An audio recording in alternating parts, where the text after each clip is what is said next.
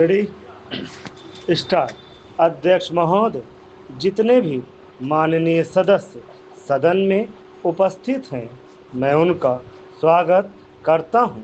कतिपय सदस्यों ने अधिकृत क्षेत्र के अंतर्गत समस्या बताई है।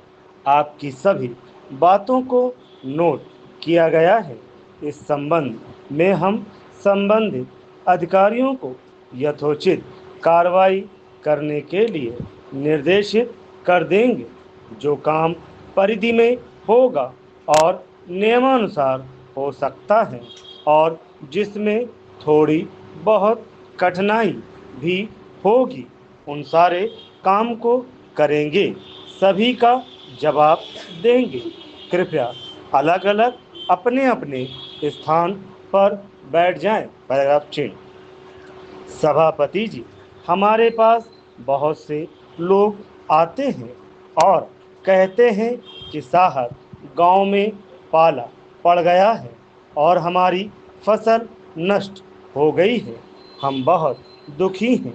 मुख्यमंत्री जी बिल माफ कर देंगे तो इससे बड़ी राहत मिलेगी और संतोष होगा। पैराग्राफ चिन्ह। अध्यक्ष महोदय, कल बताया गया था कि जितनी बिजली हम सिस्टम में डालते हैं और उतनी बिजली की बहाली नहीं करेंगे तो बिजली का ह्रास होना सरल बात है।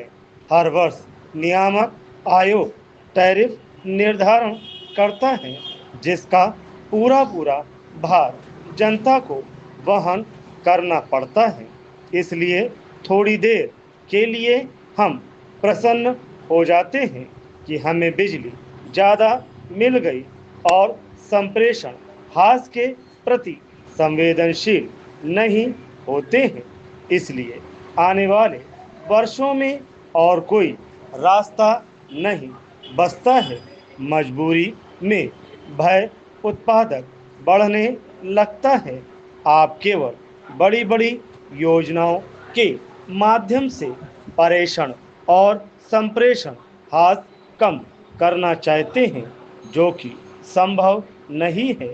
संभवतः हर वर्ष भय उत्पादक को न्यूनतम करके बिजली की दर को कम किया जा सकता है। पैराग्राफ चिन्ह। माननीय पूर्व मंत्री जी, जब आपकी सरकार थी तब आपके यहाँ उपकेंद्र बनाना बहुत जरूरी था। उस समय सब स्टेशन नहीं बनाया, तब वहाँ ऐसा लगता था कि आज़ादी के वर्षों बाद भी गांव वालों को बिजली तो मिलती थी, पर मीटर चलने के लिए बिजली नहीं रहती थी। अब वहाँ सब स्टेशन बन गया है, इसलिए क्षेत्र में अच्छी तरह से मोटर चल रही है। मैं सदन में एक बात रखना चाहता हूँ। पूंजी निवेश के माध्यम से विद्युत संचालन शक्ति की गुणवत्ता में सुधार किया जा सकता है। महोदय, अब धीरे धीरे पूंजी निवेश शुरू हो रहा है और मैं उम्मीद करता हूँ कि तेजी के साथ पूंजी निवेश होगा। हमारे माननीय सदस्यों ने अपनी अपनी जिन जिन समस्याओं का उल्लेख किया है, अब उन उन समस्याओं का धीरे धीरे समाधान हो जाएगा। मंत्री जी, आप पूंजी निवेश की बात कर रहे हैं, बल्कि विशेष बात यह है कि गांव के ट्रांसफार्मर जल गए हैं। बजट के अभाव में नए स्थापित नहीं हो पा रहे हैं। कृपया आप बजट का प्रावधान करने का कष्ट करें।